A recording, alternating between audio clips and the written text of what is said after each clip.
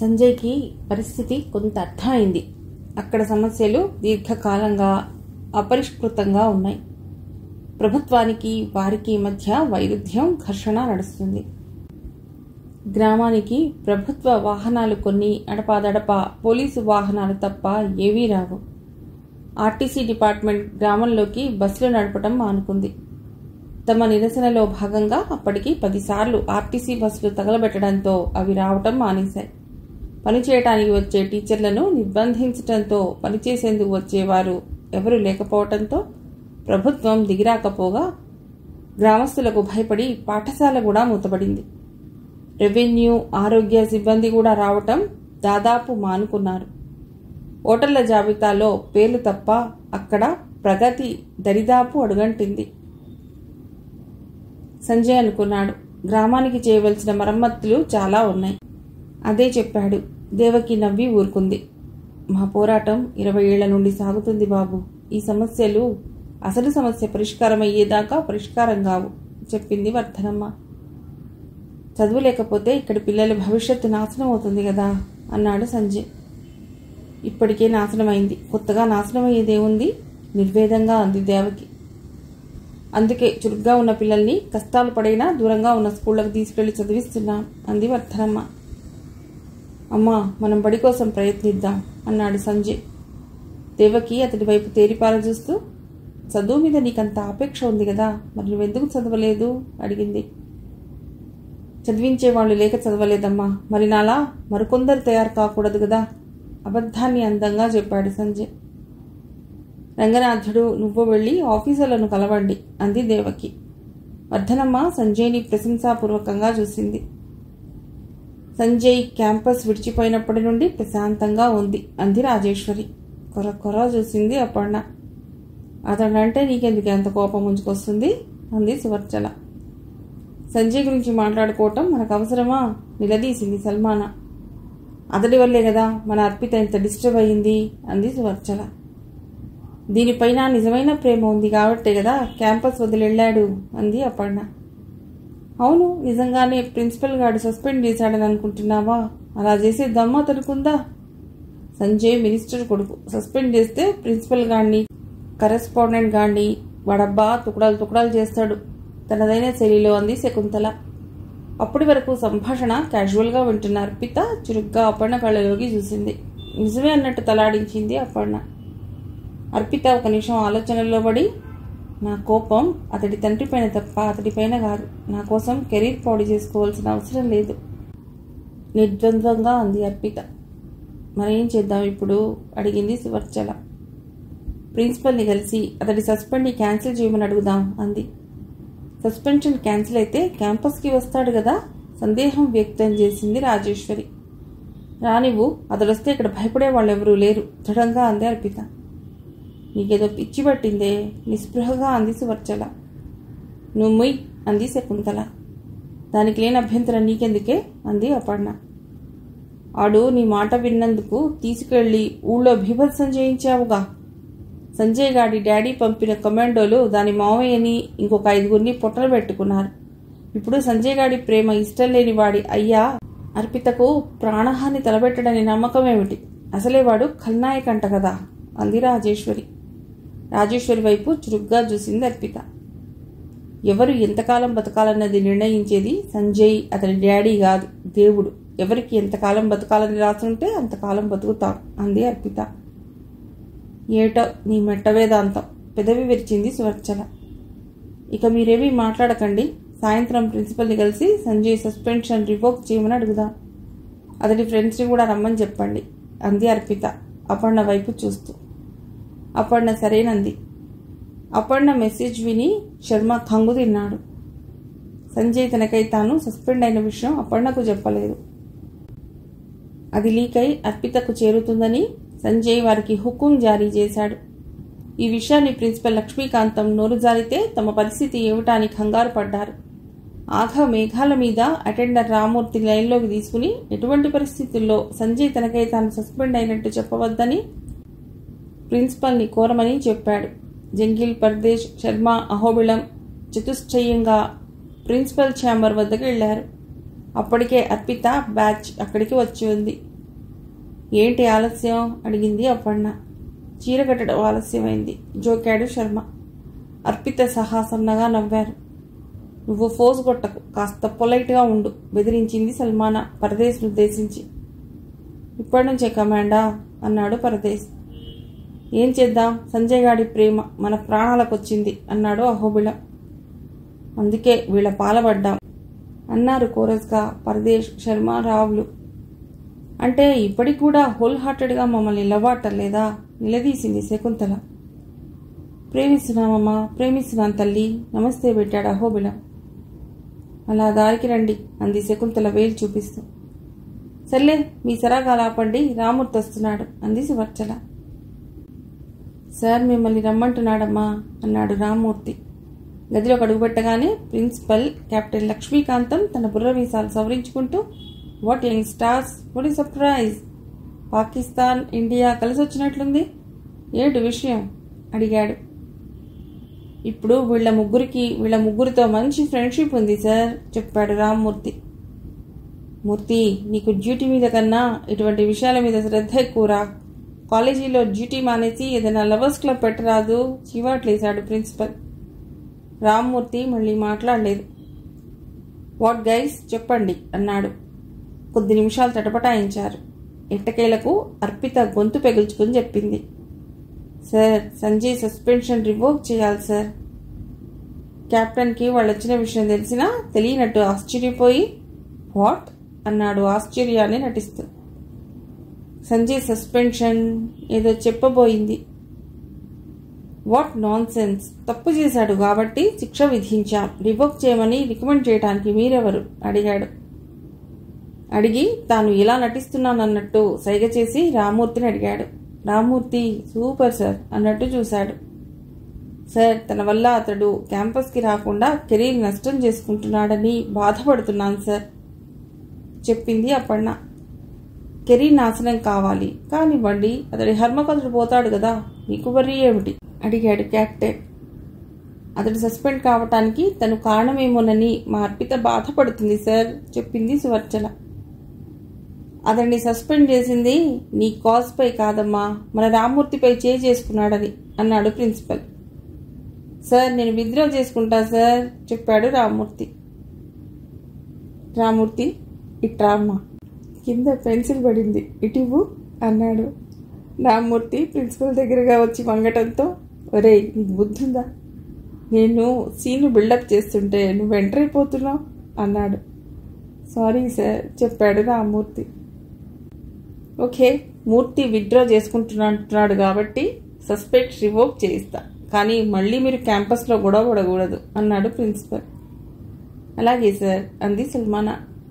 చెప్పవలసింది నువ్వు కాదమ్మా, అర్పిత అన్నాడు ప్రిన్సిపల్. సార్ అరిచాడు జంగిల్. ఏమైందయ్యా భయంతో అడిగాడు ప్రిన్సిపల్. సంజయ్ ఇక క్యాంపస్కి వస్తాడన్న నమ్మకం లేదు సార్. ఎందుకనయ్యా అడిగాడు ప్రిన్సిపల్.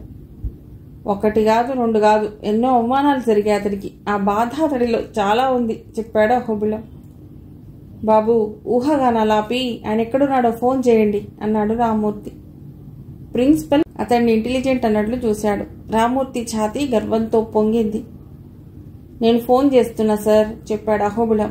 5 నిమిషాలు ఫోన్కి ట్రై చేసినట్టు చేసి కాలేజీ క్యాంపస్కి ఇక రానని చెప్పాడు సార్ చెప్పాడు అహోబిళం. అదేమిటయ్యా అలా ఎందుకన్నాడు, ఆ ఫోన్ రింగ్ చేసిటివ్వు అన్నాడు.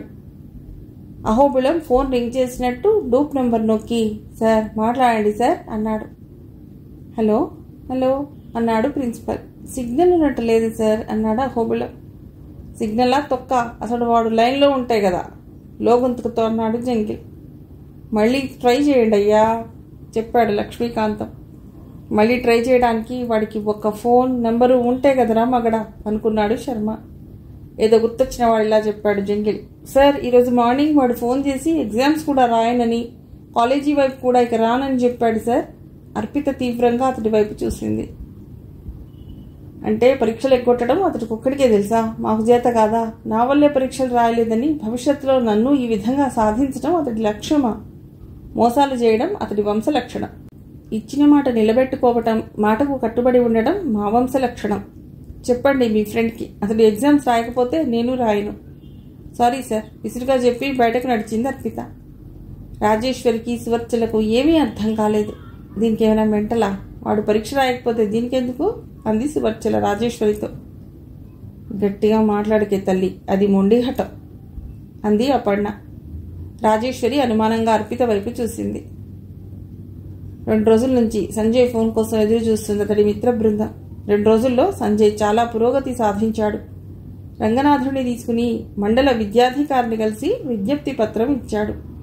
అందుకు గ్రామ ప్రజల సంతకాలు తీసుకున్నాడు. ఆర్టీసీ రీజనల్ మేనేజర్ని కలిసి గ్రామానికి బస్సు వేయమని కోరాడు. సంజయ్ చురుకుదనం చూసి రంగనాథుడు ఆశ్చర్యపోయాడు. సంజీవయ్య, ఇవన్నీ నీకెలా తెలుసు అడిగాడు. 1 నిమిషం తొట్టుపడ్డాడు సంజయ్. బాబు, ఇందులో తెలివితేటలేమున్నాయి? మా తమ్ముడిని అడిగా, వాడు డిగ్రీ చదువుతున్నాడు. ఊళ్ళో బడి పెట్టాలంటే ఏం చేయాలని అడిగా, ఊళ్ళోకి బస్సు రావాలంటే ఏం చేయాలని అడిగా, ఆడు చెప్పాడు అన్నాడు సంజయ్. మీ తమ్ముడు చాలా తెలివిగలవాడిలా ఉన్నాడు రా సంజీవయ్య అన్నాడు రంగనాథుడు. అదే చెప్పాడు దేవకికి. దేవకి కూడా ప్రశంసాపూర్వకంగా చూస్తూ, చదువుకుని ఉంటే మంచి భవిష్యత్తు ఉండేదిరా నీకు అంది. సిగ్గుపడినట్టు నటించాడు సంజయ్. వాస్తవానికి 2 రోజుల క్రితం వినతి పత్రం ఇచ్చినప్పుడు ఎంఈఓ, మండల విద్యాధికారి, ఆర్టీసీ మేనేజర్లు వాళ్లను వెర్రివాళ్లను చూసినట్లు చూశారు. ఈ నిర్ణయాలు తీసుకోవడం తమ చేతుల్లో లేదని తమకు తెలుసు. కానీ డిసప్పాయింట్మెంట్గా మాట్లాడి ఎందుకు గొడవ చేసుకోవాలే అని మౌనం వహించారు. వాళ్ల బాడీ లాంగ్వేజ్తో ఒక అవగాహనకు వచ్చాడు సంజయ్. ఇది వాళ్ల పరిధిలో జరగదని.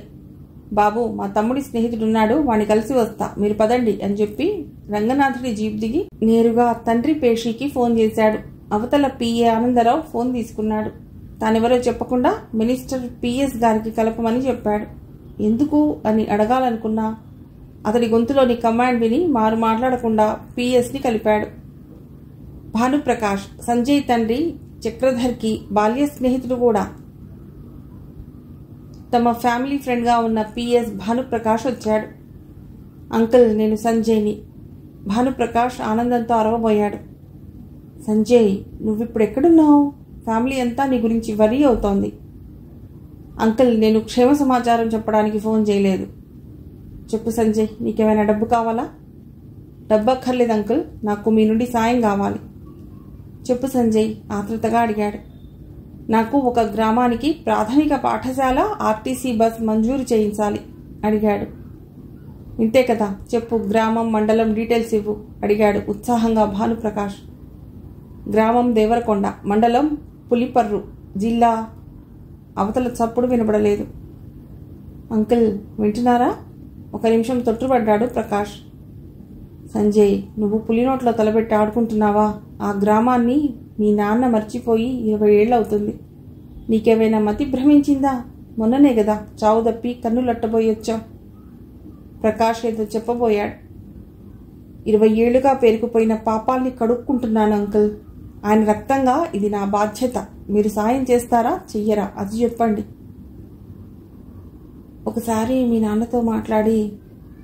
వద్దు, ఆయనకు చెప్పకుండా చెయ్యండి. ఆయనకు చెబితే నా శవం కూడా మీకు దక్కదు. సంజయ్ ప్లీజ్ వద్దు, అలా మాట్లాడకు. ఇట్ కెన్ బి డన్ అన్నాడు ప్రకాష్. 1 గంట వ్యవధిలో ఎడ్యుకేషన్ మినిస్టర్ పేషీ నుండి జిల్లా విద్యాధికారికి, ఆర్టీసీ ఎండీ నుండి ఆర్టీసీ మేనేజర్కి మౌఖిక ఆదేశాలు అందాయి. సార్, పరిస్థితి ఏదో చెప్పబోయాడు మండల విద్యాధికారి. పరిస్థితులన్నీ తెలుసు. అక్కడ పోస్టింగ్ వేయకపోతే నీ ఉద్యోగం, ఇక్కడ నా ఉద్యోగం ఉండదు చెప్పాడు డీఈఓ. మండల విద్యాధికారి డైలమాలో పడ్డాడు. ఎవరిని పంపినా 2వ రోజు తిరుగు ప్రయాణం ఖాయం. ఆఖరికి సాహసం చేసి తన కూతురు కామాక్షిని విద్యా వాలంటీర్గా నియామకపు ఉత్తర్వులు ఇచ్చి పంపాడు. తనకు విజ్ఞాన పత్రం ఇచ్చిన పరంధాముడి సెల్కి ఫోన్ చేసి తక్షణం రమ్మన్నాడు. పరంధాముడు ఒకంత ఆశ్చర్యం, మరింత ఆనందంతో వెళ్ళాడు. అతడు వెంట సంజయ్ కూడా వెళ్ళాడు. ఆమెకి ఏం జరిగినా మీదే బాధ్యత, నీళ్లు నిండిన కళ్లతో చెప్పాడు విద్యాధికారి. అతడి ఫీలింగ్ అర్థమైంది సంజయ్కి. మా కళ్లలో పెట్టుకుని చూసుకుంటాను సార్ చెప్పారు సంజయ్ రంగనాథుడు. సంజయ్ గొంతులోని స్థిరచిత్తం చూసి కొంచెం నెమ్మదించాడు ఎంఈఓ. సరిగ్గా ఇటువంటి పరిస్థితే ఆర్టీసీ మేనేజర్ది సార్. వాళ్ళ డిమాండ్ల పరిష్కారం కోసం బస్సుల్ని తగలబెడుతూనే ఉంటారు సార్ చెప్పాడు డిఎం. తగలబడేది ప్రభుత్వ ఆస్తే కదా, నీళ్లు తగలబడుతున్నట్లు ఫీల్ అవుతాం ఏమిటి? పైనుండి వచ్చిన ఆదేశాలు అమలు చేయడమే నీకు నాకు ఉన్న బాధ్యత చెప్పాడు ఎండి తలగీరుకుంటూ. సరేనన్నాడు మేనేజర్. గ్రామంలోని పాడుబడ్డ పశువుల పాకలో పాఠశాల మొదలైంది. కామాక్షికి తన గదిలోనే మంచం వేయించుకుంది దేవకి. ఆమె సంరక్షణ బాధ్యతలను తానే తీసుకుంది. కామాక్షి రావటంతో సంజయ్ తన నివాసాన్ని పక్కగా ఉన్న వేరే గుడిసెలోకి మార్చుకున్నాడు. సంజయ్ మాట తీరు, సంస్కారం కామాక్షికి ఆశ్చర్యం వేస్తుంది. మారువేషంలో ఉన్న రాజకుమారుడా ఇతడు అనుకునేది. ఇతడు అడుగుపెట్టిన తర్వాత బడి మొదలైందని కథలుగా చెప్పుకుంటుంటే ఆశ్చర్యంగా వినడం ఆమె వంతైంది. 20 ఏళ్లుగా విద్యాగంధాలు లేని ఆ గ్రామాన్ని చూసి కూడా ఆమె కదిలిపోయింది. పెద్దలు ఉద్యమం పేరుతో చేసిన ఆవేశాలకు వారి బాల్యం కొడిగట్టడం ఆమెని ఆందోళనకు, ఆవేదనకు గురిచేసింది. నాన్న భయపడుతూ పంపించాడు. కానీ సంజయ్ని చూసిన తర్వాత ఆమెకు చాలా ధైర్యం వచ్చింది. ఆ విషయం తండ్రికి చెప్పింది. కామాక్షి సాధారణ అందగత్తె కాదు. ఆమె కట్టు, బొట్టు, కనుతీరు చూసిన తర్వాత వయసుకు వచ్చిన కుర్రవాళ్లు మామూలుగా నిద్రపోవటం సాధ్యం కాదు. తాను వచ్చిన 2వ రోజే అడిగింది, మీరింత బాగుంటారు కదా, ఈ గడ్డం ఎందుకు మీకు అని. నాకు స్వామి మొక్కుంది, అది తీరే వరకు తప్పదు అన్నాడు. ఆర్టీసీ డ్రైవర్ 2 రోజులు భయంగానే బస్సు నడిపాడు. డ్రైవర్ కండక్టర్కి పరంధాముడు ధైర్యం చెప్పాడు. దేవకి మరోసారి సంజయ్ని అభినందనగా చూసింది. అమ్మా, ఇన్నాళ్ళు ఈ ఊరికి బస్సులు ఎందుకు రాలేదమ్మా, టీచర్లు ఎందుకు అడుగుబట్టలేదమ్మా అడిగాడు సంజయ్. చెప్తాన్రా, ఏదో ఒక రోజు నీకు చెప్తాను అంది దేవకి. గత 3 రోజులుగా ఫోన్ చేసిన ప్రతిసారి జంగిల్ చెప్పిదే చెప్తున్నాడు. అర్పిత మొండికేస్తుంది. తను కూడా ఎగ్జామ్స్ రాయనన్న విషయం చెప్పాడు. ముందు సాదాగా తీసుకున్నాడు. ఆ రోజు ఫోన్ చేసినప్పుడు కాన్ఫరెన్స్లో రిచా మాట్లాడింది. సంజయ్, కారణాలు తెలియదు, ఈసారి ఎందుకో అర్పిత మొండిగా ఉంది అంది రిచా. అన్నంత పని చేస్తుందా అడిగాడు. అర్పిత నిర్ణయం తీసుకున్న తర్వాత మార్చుకోవటం తనకి తెలియదు. తల్లి చెప్పినా వినదా అడిగాడు సంజయ్. జంగిల్ మాట్లాడలేదు. అరే జంగిల్, గ్రామంలో 20 ఏళ్లుగా సాధ్యం కాని పరిస్థితులను తిరిగి తెచ్చేందుకు ఇక్కడ నా ఉనికి ఉపయోగపడుతుంది. నేను పరీక్షలు రాయకపోయినా నష్టం లేదు, కానీ ఇక్కడ నేను ఉండకపోతే ఎప్పుడు ఏ పరిస్థితులు ఏర్పడతాయో తెలియదు. బెస్ట్ ఆఫ్ లక్ రాచిచా చెప్పాడు జంగిల్.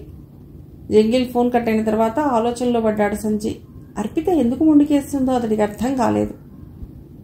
తాను కనిపించకపోతే తను సంతోషిస్తుందని అనుకున్నాడు, కానీ తాను ఇలాంటి నిర్ణయం ప్రకటిస్తుందని, మొండికేస్తుందని అతడు ఊహించలేదు. ఇప్పుడు ఇక్కడి నుంచి వెడితే ఏ కారణాలు చెప్పాలో, పరిస్థితులు ఎలా ఉంటాయో ఊహించలేకున్నాడు. సరిగ్గా వారం క్రితం అర్పిత ఒక ఫోన్ అందుకుంది. అది ఆమె బావ రంగనాథుడు చేసిన ఫోన్. అరే అమ్ములు, అమ్మకి ఈ మధ్య ఒంట్లో బాగుండలేదు, గుండె నొప్పి వచ్చింది. అదృష్టం మన ఊర్లో పనికి వచ్చిన కుర్రవాడొకడు తనకి డ్రైవింగ్ తెలిసి ఉండడం వల్ల పోలీస్ వాహనం నడిపి రక్షించాడు అన్నాడు. మరి నాకు చెప్పలేదేం బావా ఆందోళనగా అంది అర్పిత. నీకు చెప్పవద్దని అత్తయ్య అంది అన్నాడు. తల్లి మీద కోపం వచ్చింది. ఇలా ఎందుకు చేశావు అంది నిష్ఠురంగా. పరీక్షల సమయం, నా గురించి ఆలోచించకు, నీపై ఆశలు పెట్టుకున్న మన ప్రజల గురించి మాత్రమే ఆలోచించు అంది తల్లి. వచ్చి చూసేందుకు కూడా అనుమతించలేదు. నా గురించి బెంగపెట్టుకోకు, నన్ను చూసుకునేందుకు నీ అత్త బావతో పాటు ఇప్పుడు కొత్తగా సంజీవయ్య కూడా ఉన్నాడు అంది. సంజీవయ్య ఎవడు? అంత భరోసా ఎలా ఇవ్వగలుగుతున్నాడు? ఆలోచనలో పడింది. ఆమె ఊహల్ని మరింత నిజం చేసేలా 2 రోజుల క్రితం ఊళ్ళోకొచ్చిన బస్సు గురించి, బడిలో టీచర్ గురించి చెప్పి ఇదంతా సంజీవయ్య చొరవ వల్లే జరిగిందని ఆమె బావ రంగనాథుడు చెప్తుంటే ఆమె ఆలోచనలు ఒక పూర్ణ రూపాన్ని సంతరించుకున్నాయి. ఇక్కడ అదృశ్యమైన సంజయ్ అక్కడ సంజీవయ్యగా అవతరించాడన్న అంచనాలతోనే అర్పిత సంజయ్ క్యాంపస్కు రావాలని కోరుకుంది. గ్రామంలో మకాం వేసింది సంజయ్ అయితే తనని గుర్తుపట్టకుండా ఎలా మేనేజ్ చేసుకున్నాడా అన్న ఆలోచన కూడా ఆమెని ఆశ్చర్యపరిచింది. అర్పిత కొట్టిన దెబ్బకే సంజయ్ గింగిళ్లు తిరగడం మొదలెట్టాడు. ఆ రోజు అప్పన్నను తన ఫోన్లో కలిపాడు శర్మ. సంజయ్, తను కూడా ఎగ్జామ్స్ మానుకుంటానంటుంది. ఎక్కడున్నా మీరు వచ్చి ఎగ్జామ్స్ అటెండ్ కండి, అది మొండిఘటమని మీకు తెలుసు కదా అంది. సంజయ్ డైలమా నుండి బయటకొచ్చి, నేను క్యాంపస్కు రాను, నేరుగా పరీక్షకు హాజరవుతా అన్నాడు. నమ్మవచ్చా అతడి మాటలు అడిగింది అప్పన్నను అర్పిత ఆ రోజు. నమ్మక తప్పదు కదా అంది అప్పన్న. నిజానికి రంగనాథం బావ అడ్డకూలిగా వచ్చిన వ్యక్తి ఉపయోగపడుతున్నాడన్నప్పుడు తను అంతగా పట్టించుకోలేదు. కానీ అతడి పేరు సంజీవయ్యగా చెప్పుకున్నప్పుడు అనుమానపు బీజాలు పడ్డాయి. తన ఆహార్యం తెలియకుండా అక్కడేదో వెలగబెడుతున్నాడని అనుమానపడింది. ఒకవేళ సంజీవయ్యగా అక్కడ చేరడం అంటే దానికి చాలా గట్స్ కావాలి.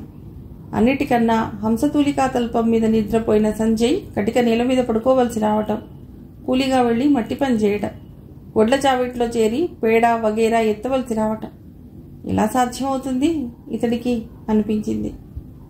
సంజయ్ ఒకరు కాకూడదని ఆమె మనస్సు పదే పదే కోరుకుంది. అతడిపై తనకున్న శత్రుపూరితమైన వైఖరి క్రమేణా మరుగవుతుంది. కానీ అతడితో జీవితం పంచుకోవడం మాత్రం ఈ జన్మకు సాధ్యం కాదన్న దృఢ నిర్ణయం మాత్రం సడలిపోవటం లేదు. తన తల్లి ఎప్పటికీ అతడి కుటుంబాన్ని క్షమించదు. సంజయ్ ఒక్కరే అని తెలియని పక్క నిమిషం సంజయ్ పరిస్థితి చాలా దుర్భరంగా ఉంటుంది. వీరభద్ర మామలాగా కాకున్నా రంగనాథం బావా అతడు సంజయ్ చక్రధర్ కొడుకుని తెలిసిన మరు నిమిషం సాగనంపడం ఖాయం. గ్రామస్తులు అతడిపై తిరుగుబాటు చేసినా ఆశ్చర్యం లేదు. ఎందుకు ఆమెకు సంజయ్పై జాలి నిండుకుంటుంది. ప్రేమ కన్నా మించిన ఉన్మాదం లేదేమో. ఇది ఆకర్షణ మాత్రమే అనుకోవటానికి తనని మించిన అందగత్తెలకు క్యాంపస్లో కొదవలేదు. అన్నిటికన్నా ఒక మినిస్టర్ కొడుకుగా సంజయ్కి ఉండే ఇమేజ్ వేరు. మరి ఎందుకు అతడు వెంటబడుతున్నాడు? తన వాళ్ళని మెప్పించడం కోసం గ్రామానికి వెళ్లి ప్రాణం మీదకు తెచ్చుకుంటున్నాడు. అతడి ఆలోచనలు ఎలా అయి ఉండవచ్చు? తనకి మాత్రం అతడి కెరీర్ దెబ్బతింటుంటే చూస్తూ మౌనంగా ఉండటం మానవత్వం కాదనిపించింది. అందుకే అతడి సస్పెన్షన్ రివోక్ చేయించాలనుకుంది. ఇదంతా చెప్తే ఫ్రెండ్స్ అల్లరి చేస్తారని ఆదర్శం ముసుగేసింది. సంజయ్ కళ్ళలోకి 2-3 సార్లు సూటిగా చూసిన గుర్తు. అవి తన కళ్ళలోకి సూటిగా చూస్తుండేవి. అవి ఏదో శోధిస్తున్నట్లు అనిపించేది. అంతకు మించి ఆ కళ్ళలో ఏదో ఆర్తి కనిపించేది. ఆ కళ్ళని తట్టుకోవడం కష్టమనిపించి అతడిని నేరుగా చూడటం మానేసింది. అతడు వెంటపడ్డ ప్రతిసారి తెచ్చిపెట్టుకున్న కోపంతో మాట్లాడినా ఆఖరికి జావగారిపోయేది. తనది తెచ్చిపెట్టుకున్న బింగమని కనబడకుండా మేనేజ్ చేసేది. అతడి గొంతులో వేడుకోలు తనని కరిగిస్తున్నా సంభాళించుకుంటూ ఉండేది. శర్మతో ప్రేమలో పడ్డ తర్వాత శర్మ కోసమని అపర్ణ అటువైపు వెళ్లాలనుకున్నప్పుడు తన కళ్ళు మాత్రం అలవోకగా సంజయ్ కోసం వెతికేవి. అపర్ణ తనని గమనిస్తున్నట్లు అనిపిస్తే చూపు తిప్పుకునేది. ఇప్పుడు అనిపిస్తుంది తన ప్రేమ కోసం తన గ్రామంలోకి చావడానికే వెళ్ళాడా? చక్రధర్ కొడుకుని తెలిసిన మరుక్షణం అతడి దేహం 1000 ముక్కలైనా ఆశ్చర్యం లేదు. ఏం సాధించాలని వెళ్ళాడితడు? కోపంగానూ అంతకంటే టెన్షన్గానూ ఉంది. చదువుతున్నా బుర్రకెక్కి చావటం లేదు. ఇక ఆ రోజు నిర్ణయించుకుంది అర్పిత. ఎలాగైనా అతడితో నేరుగా మాట్లాడాలని. ఆ మాటే అపర్ణ ద్వారా జంగిల్ టీంకి చేర్చింది. జంగిల్ ముందు ఆశ్చర్యపోయాడు. సంజయ్ నాకు ఫోన్ చేస్తే అర్పితకు కాన్ఫరెన్స్లో కలుపుతానని చెప్పాడు. సంజయ్ ఫోన్ కోసం జంగిల్, అర్పిత ఇద్దరూ ఎదురు చూస్తున్నారు. కామాక్షి ఒక దృఢ నిశ్చయానికి వచ్చింది. ఆ గ్రామంలో ప్రాణం పోయినా పర్వాలేదు, సంజీవయ్య అలియాస్ సంజయ్ ప్రేమ దొరికితే చాలు అనుకుంది. సంజయ్ పట్ల ఆమె ప్రేమ క్షణక్షణానికి పెరిగిపోతోంది. బడిలో నుండి ఎప్పుడు వెళ్లి సంజయ్ని చూద్దామా అన్న కోరిక క్షణక్షణం పెరగసాగింది. గ్రామంలో సంజయ్ గురించి బాగా చెప్పుకోవటంతో అతడిపై ఆమెకు హీరో వర్షిప్ పెరిగిపోయింది. పట్నం నుండి పిల్లలకు కావలసిన పలకలు, పుస్తకాలు, పెన్నులు తెప్పించాడు సంజయ్. వాళ్లు బడివైపు ఆకర్షితులు కావటానికి చాక్లెట్లు తెచ్చి ఇచ్చేవాడు. పిల్లలు బడి కంటే సంజీవయ్య తెచ్చే చాక్లెట్ల కోసం ఆశగా వెళ్లేవాళ్లు. ఎవడైనా పిల్లవాడు బడికి వెళ్ళనని మారాన్ చేసి ఇంట్లో ఉండిపోతే నేరుగా ఆ పిల్లవాడి ఇంటికెళ్ళి ఆ పిల్లవాడి అమ్మా నాన్నతో మాట్లాడేవాడు. అమ్మా, నేను చదువుకుని ఉంటే మంచి ఉద్యోగం చేసేవాణ్ణి కదా, చదవలేదు కాబట్టే కదా అడ్డకూలీనయ్యాను అని చెప్పేవాడు. తల్లిదండ్రులు బుద్ధి చెప్పి పంపేవాళ్లు. సంజయ్ లాలనకు తలవొగ్గి పిల్లలు స్కూల్కి వచ్చేవాళ్లు. వాళ్లకు బొమ్మలు తీసిస్తానని వగేరా చెప్పి ఆకట్టుకునేవాడు. సంజయ్ పిల్లలకు చేసే మాలిమిలో ఏకంగా కామాక్షి పడిపోయింది. సంజీవయ్య, అందరికీ ఏమేం కావాలో అడుగుతావు, నన్నేమీ అడగవేరా అనేది కామాక్షి. మీరు పిల్లలు కాదు కదా టీచర్ గారు అనేవాడు. అయినా నాకు కోరికలు ఉంటాయి కదరా అనేది. సర్లేమ్మా, నీకు పెద్ద క్యాడ్బరీస్ చాక్లెట్ కొని తెస్తా అనేవాడు. అరే, నీది మట్టి బుర్ర అనేది కోపంగా. మంచి బుర్ర అయితే నేను చదువుకునేవాడిని కదా అమ్మాయి గారు అనేవాడు. కామాక్షి ఎందుకు మెలికలు తిరుగుతుందో సంజయ్కి అర్థమైనా అమాయకుల్లా నటించడం మాత్రం తగ్గించేవాడు కాదు. టీచర్ అమ్మగారు, మన ఊరిలో కేశవగాడు మీరంటే పడి చేస్తున్నాడమ్మా, మీతో మాట్లాడాలని రోజు తెగ ఇదైపోతున్నాడు, పంపమంటారా ఏమిటి అన్నాడు ఓ రోజు ఆట పట్టిస్తూ. యాక్ట్, వాడెప్పుడైనా అద్దంలో మొహం చూసుకున్నాడా అనేది.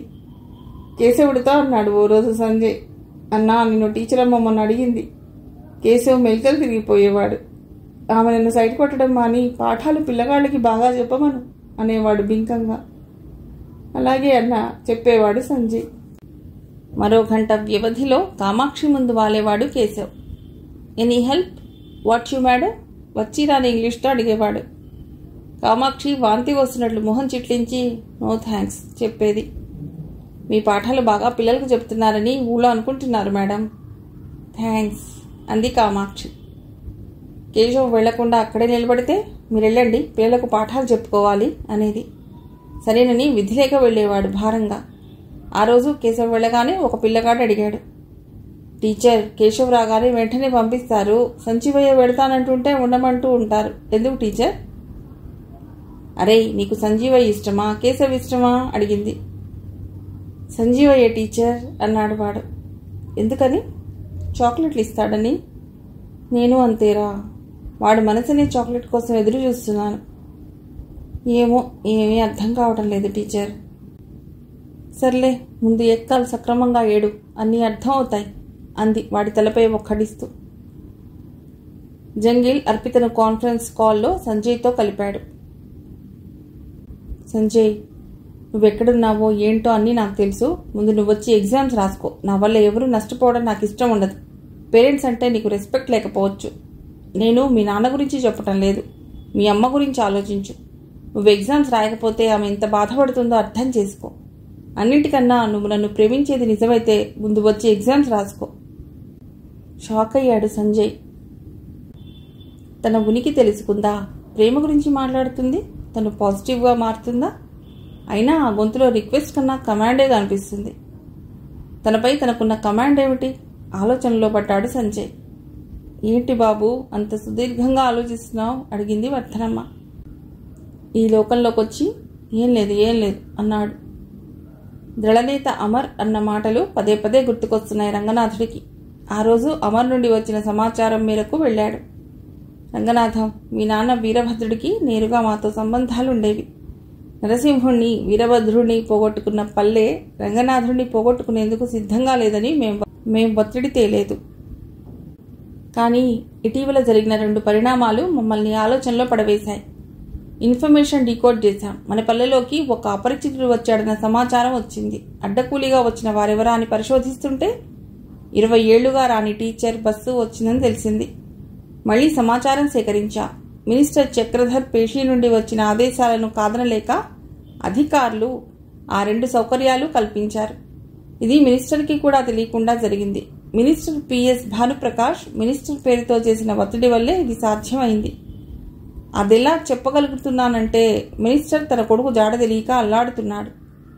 అవును, మీ గ్రామంలో నరసింహుడి ఇంట్లో ఉంటున్న వ్యక్తే మినిస్టర్ కొడుకు సంజయ్ చెప్పాడు అమర్. ఒక్క నిమిషం రంగనాథుడి మెదడు కొయ్యబారిపోయింది. వరి కావాల్సిందేమీ లేదు, అతడు హాని చేసేందుకు రాలేదు. దేవకమ్మ ద్వారా బుద్ధి చెప్పి అతన్ని పంపండి అన్నాడు అమర్. లేని పక్షంలో మళ్లీ కమాండో ఆపరేషన్ జరిగితే మరికొన్ని ప్రాణాలు చెల్లించుకోవలసి వస్తుంది అన్నాడు అమర్. రంగనాథుడి ఇంటికొచ్చాడు. అతడి మనస్సులో లేదు. సంజీవయ్య సంజయ్ అని తెలిస్తే దేవకి అత్త ఎలా రియాక్ట్ అవుతుందో, ఇది గ్రామంలో ఎటువంటి రియాక్షన్ తెస్తుందో అర్థం కాలేదు. తాను చెప్తే సంజయ్ వింటాడో లేదో. రంగనాథుడికి ఏమీ పాల్పోలేదు. అర్పితకు ఫోన్ చేశాడు, విషయం చెప్పాడు. సంజీవయ్యే సంజయ్ అన్న అనుమానం వచ్చింది బావా, ఎలాగూ రమ్మన్నాను. అతడు ఉనికి దయచేసి బహిర్గతపరచవద్దు, విలేజ్లో రియాక్షన్ వస్తుంది అంది అర్పిత. తన ఊహ నిజమైనందుకు కొంత రిలాక్స్. అదే స్థానంలో మరింత టెన్షన్ పెరిగింది. రంగనాథన్ దగ్గరకు వచ్చాడు సంజయ్. రంగన్న, ఆర్డీఓ ఆఫీసులో ఏదో పని అన్నావుగా? నా లెగ్ మంచిది, వెడదాం పదా అన్నాడు సంజయ్. అతడి మొహంలోని అమాయకత్వం, నిర్మలత్వం రంగనాథుడిని కదిలించింది.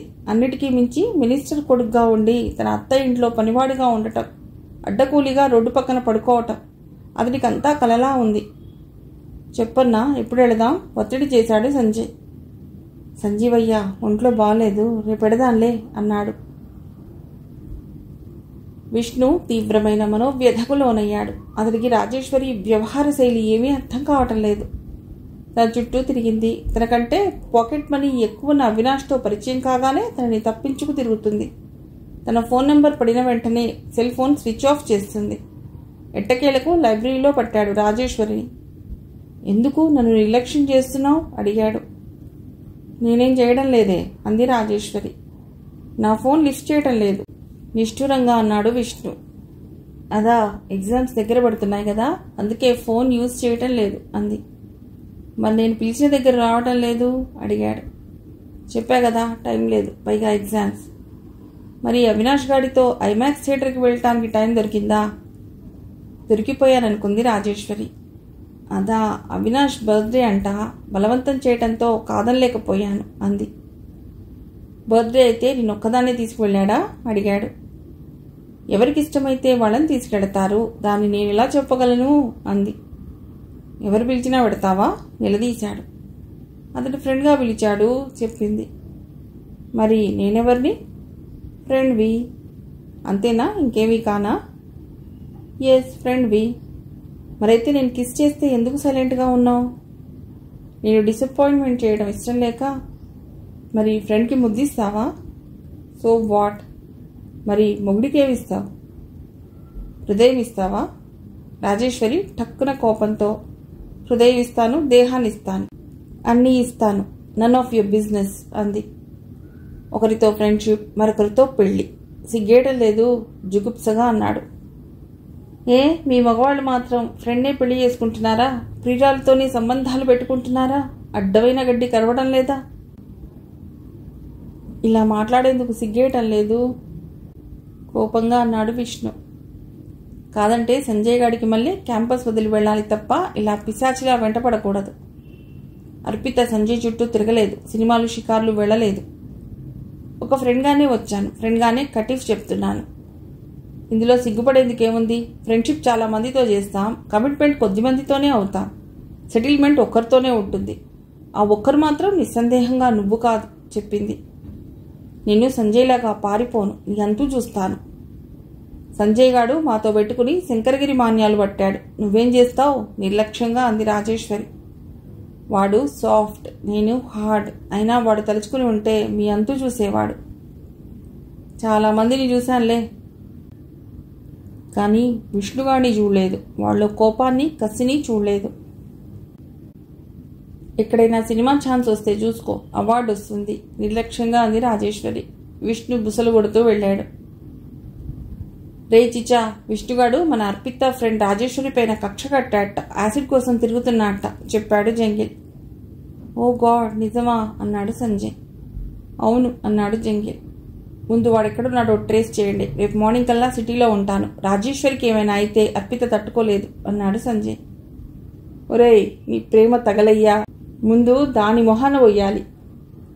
ఒరేయ్ మామ, కూతురు గురించి అలా కామెంట్ చేయొచ్చా అన్నాడు సంజయ్. తొక్కలో సెంటిమెంట్ ఒకటి రేకు, మండిపోతుంది అన్నాడు కోపంగా జంగిల్. ట్రాక్ తప్పుతుందని అర్థమై, సరే కూల్గా వచ్చి నీకొక ఫుల్ కొట్టిస్తా అన్నాడు సంజయ్. అదంతా వద్దురా బాబు, నాకు ఆ బండదాన్ని నా జీవితం నుండి తప్పించరా, చచ్చి నీ కడుపున పుడతా. యాక్ అభినయించాడు సంజయ్. ఏంట్రా నల్లగా ఉన్నానని స్టిల్ ఇస్తున్నావా? అదేం లేదులే మామా, నీ కలర్ ఒరిజినల్ కదా.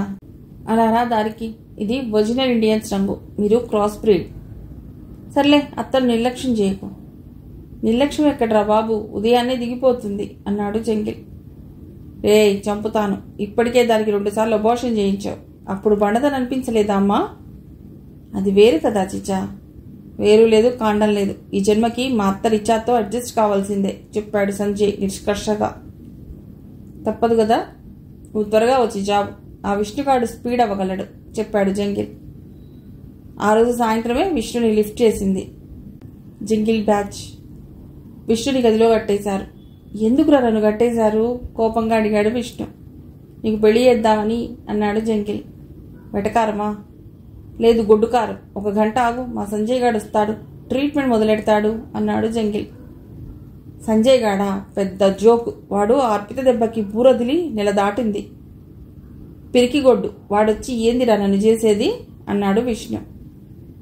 ఒరే ఉల్ఫా, కాస్త వెయిట్ చేయి అసహనంగా అన్నాడు పరదేశ్. కిడ్నాప్ కేసు పడుతుంది మీ పైన భయపెట్టాడు విష్ణు.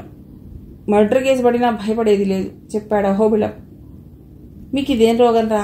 ఆ రాజేశ్వరి అర్పిత ఒక జట్టే కదా, అది మీ వాణ్ణి చీకొట్టి అవమానించింది. అయినా ఇంకా మీకు దుల తీరలేదా? మా దిద్దులో గోలో, మరి కాసేపు ఉండమ్మా అన్నాడు జంగిల్.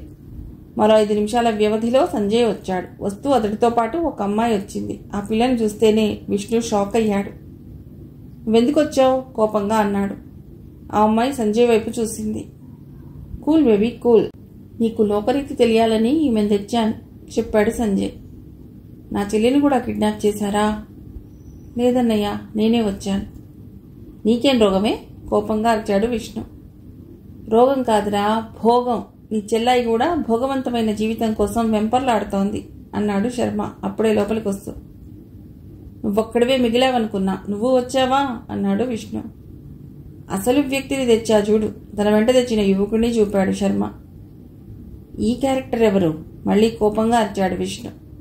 బీపీ తెచ్చుకోకు, ఇతడు నీ మాజీ బావగారు చెప్పాడు సంజయ్. అరే, అర్థమై చావట్లేదు, క్లారిటీకి రండి. వస్తున్నా బాబు, ఈ అమ్మాయి మీద నీకు పీకల దాకా కోపం ఉంది కదా అన్నాడు సంజయ్. ఉందన్నా, ఇది నా ఆస్తి కరిగించింది. డైమండ్ రింగ్ కావాలని అడిగితే నా కొత్త బైక్ అమ్మి దీనికి రింగ్ చేయించా చెప్పాడా కుర్రవాడు. మరి తనని ఏమీ చేయాలనిపించడం లేదా అడిగాడు సంజయ్. అనిపిస్తుంది, కత్తితో పీక కోయాలని అనిపిస్తుంది చెప్పాడా కుర్రవాడు. రే, నిన్ను చంపి పోగులేస్తా అరిచాడు విష్ణు. ఒక అన్నగా నీకింత కోపం అనిపిస్తే రాజేశ్వరికి ఇంతమంది అన్నలో ఉన్నాం, మాకెంత కోపం అనిపించాలి అన్నాడు సంజయ్. మరి నేనేం చేయాలి ఇప్పుడు అసహనంగా అన్నాడు విష్ణు.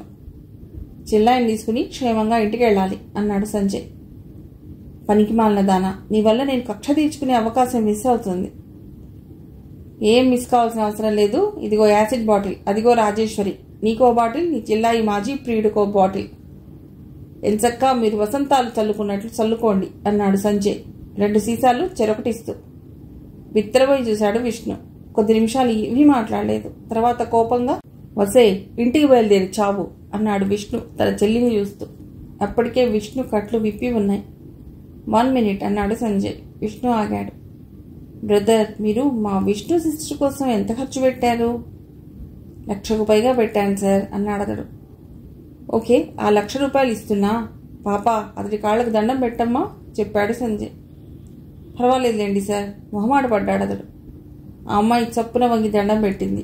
రాజేశ్వరికి కూడా తాను ఏం చేయాలో అర్థమైంది.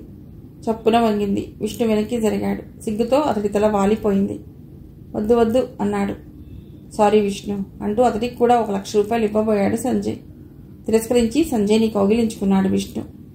సంజయ్, నా కళ్ళు తెరిపించావు. నా చెల్లికి ఏదైనా జరిగితే ఎలా ఉంటుందో నాకు తెలిపావు. ఊహించుకోవడానికి కూడా భయం వేసింది. ఈ డబ్బులు నాకొద్దు, రాజేశ్వరికే ఇవ్వు. ఇంకా తనకేమైనా అవసరాలు ఉంటాయేమో అంటూ కోపంగా బయటకు నడిచాడు విష్ణు చెల్లితో సహా. ఆ అమ్మాయి వెళ్తుంటే సంజయ్ ఆమెకు నమస్కారం పెట్టాడు. పక్కకు తిరిగేసరికి రాజేశ్వరి సంజయ్ పాదాలపైన పడింది.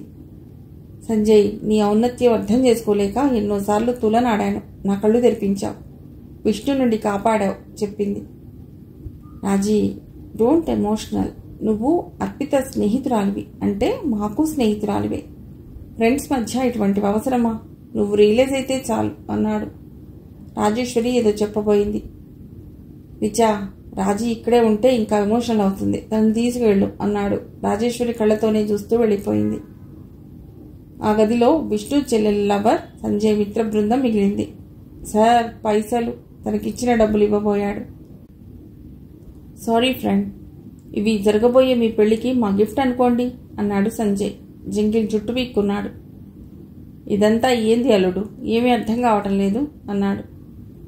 అర్థం కావడానికి ఏం లేదు మావా, ఇతడు ఒరిజినల్గానే విష్ణు చెల్లెల లవర్. నువ్వు విషయం చెప్పగానే విష్ణు ఫ్యామిలీ బ్యాక్గ్రౌండ్ తెలుసుకోమని మన శర్మకు చెప్పా. మన శర్మ అతడి ఇన్ఫర్మేషన్ తీసుకున్నాడు. అతడికి ఒక చెల్లి ఉందని తెలిసింది. ఆమె ట్రాక్ పరిశోధించమని శర్మ ద్వారా అపర్ణకు చెప్పించా. కట్ చేస్తే ఇతడితో ఆమె ఎఫ్ఐఆర్ తెలిసింది. కట్ చేస్తే వెరసి మన నాటకంలో పాత్రలయ్యారు అన్నాడు అహోబిళం. సార్, ఇదంతా నాటకం అని తెలిస్తే విష్ణు మా పెళ్లికి అంగీకరిస్తాడా సార్? డోంట్ వరీ బ్రదర్, విష్ణుగాడికి వాడి చెల్లెలంటే విపరీతమైన ప్రేమని ఇన్ఫర్మేషన్ ఉంది. నా మనసు మళ్లీ మారిందని అన్నకు చెప్తుంది. లైన్ క్లియర్ అన్నాడు సంజయ్. థ్యాంక్స్ సార్ చెప్పాడా కుర్రవాడు. థ్యాంక్స్ మేమే చెప్పాలి నీకు, ఆ అమ్మాయికి. ఆ అమ్మాయి పేరేమన్నా? అరుంధతి అందించాడు. అరుంధతి ఇక నుండి మాకు చెల్లెలు. ఆల్ ది బెస్ట్ అన్నాడు సంజయ్. ఆ కుర్రవాడు అక్కడి నుంచి వెళ్ళాడు. అంతా బాగుందిరా, అన్ని నాటకాలు బాగానే ఆడావు, నీ దగ్గరికి వచ్చేసరికి డమ్మీ అవుతావు అన్నాడు జంగిల్. మావా, డోంట్ వరీ, భగవంతుడు ఎలా నిర్ణయిస్తే అలా జరుగుతుంది. అర్పిత వంటిపైన పుట్టుమచ్చలు చూసే అవకాశం నాకే కలగాలని భగవంతుడు రాస్తే అలాగే జరుగుతుంది అన్నాడు సంజయ్. జంగిల్ వెంటనే డ్రీంలోకి వెళ్ళాడు. జంగిల్ని కదిలిస్తూ, నేను అర్పిత డ్యూయట్ పాడుకుంటున్నట్టు ఊహించుకుంది చాలు, నేను చెప్పిన ఇన్ఫర్మేషన్ గ్యాదర్ చేశారా అడిగాడు సంజయ్. కొంత చేశాం చెప్పాడు పరదేశ్. చెప్పండి చెప్పుకుంటూ వెళ్లారు. అయితే సీఎంకు నాన్నకు ఎలాంటి సంబంధాలు ఉన్నాయో వర్కౌట్ చేశారా అడిగాడు. ఎస్, సీఎం బినామీ ఆస్తుల్ని కాపాడుకున్న వాళ్లలో మీ నాన్న కూడా ఒకడనిపిస్తుంది చెప్పారు వాళ్ళు. ఊహాగానాలొద్దు, కన్ఫర్మ్డ్ ఇన్ఫర్మేషన్ మాత్రమే చెప్పండి. దేవరకొండతో నాన్నకున్న అనుబంధం అడిగాడు సంజయ్. అది నే చెప్తాను. శబ్దం వచ్చిన వైపు చూశాడు రంగనాథుడు. సంజయ్ ఆశ్చర్యపోయాడు. అన్నా మీరు? సంజయ్, నాకంతా తెలుసు. మళ్ళీ గ్రామంలోకి రావద్దని అత్త చెప్పి పంపింది. నిన్ను వెతుక్కుంటూ వచ్చాను. నీ గురించి సమాచారం తెలుస్తుందని మా అర్పిత దగ్గరికి వచ్చాను. నువ్వు ప్రమాదంలో ఉన్నావు, అర్జెంటుగా సమాచారం చెప్పాలన్నాను. ఈ అమ్మాయిని ఇచ్చి పంపింది చెప్పాడు రంగనాథుడు అపర్ణని చూపిస్తూ. జంగిల్ ఇంటి దగ్గర ఉన్నాడని విచా చెప్పింది, అందుకే చెప్పాను అంది అపర్ణ. లేదు, నేను గ్రామానికి వస్తాను. మా నాన్న చేసిన పాపాలేవో తెలుసుకుని ప్రక్షాళన చేసుకుంటాను అన్నాడు సంజయ్. వద్దు, గ్రామంలోకి వస్తే మాడి మసైపోతావు. ఇప్పటికే గ్రామం అట్టుడికి పోతుంది. చక్రధర్ కొడుకు ఇంతకాలం మారువేషంలో తమ కళ్ళు గప్పి ఉన్నారని తెలిసి జనం ఆగ్రహంతో ఊగిపోతున్నారు. నువ్వు వేయించిన ఆర్టీసీ బస్ మళ్లీ తగలబెట్టారు. టీచర్ని కూడా కొట్టి చంపి ప్రభుత్వానికి తమ నిరసన తెలపాలనుకుంటే అత్తే అడ్డుపడి నాతో పంపింది. ఇందాకే దిగబెట్టా చెప్పాడు రంగనాథుడు. అసలు నా గురించి అర్పిత తల్లికి ఎలా తెలిసింది? నీ గురించి అత్తకు చెప్పడం అనివార్యమని నేను భావించి చెప్తుంటే చాకలి సుబ్బిగాడు విని ఊళ్ళో చెప్పాడు. ఊరు దావానలమైంది. శత్రువుని ఇంతకాలం తమ దగ్గర పెట్టుకున్నామా అని ఆగ్రహంతో ఊగిపోతున్నారు అన్నాడు రంగనాథుడు.